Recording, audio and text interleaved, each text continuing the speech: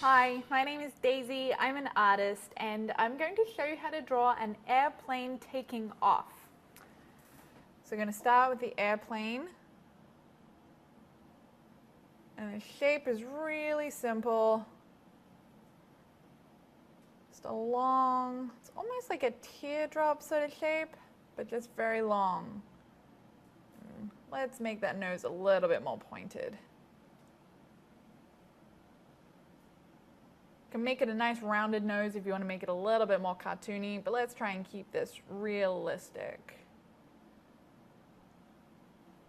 So you're going to draw the wings coming off. Really simple. Wings on this side.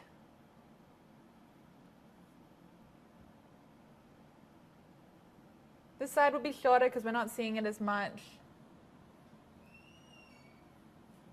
Semicircle for an engine, another one, and these ones are a bit smaller. Window for the cockpit, and if you want to do all the windows for the passengers, I just do little semicircles all the way down. And last but not least, a triangle for the tail. So that's the plane, but it does look like it's just flying through the air right now.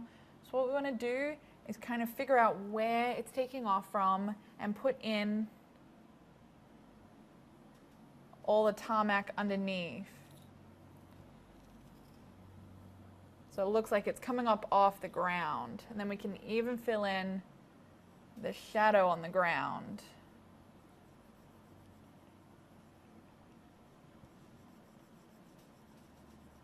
So the shadow can be really simple.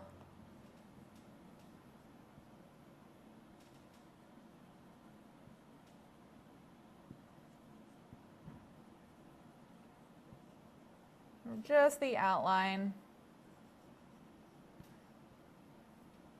And it makes it look a lot more like it's actually leaving the ground. So there we go. My name is Daisy, and that's how you draw an airplane taking off.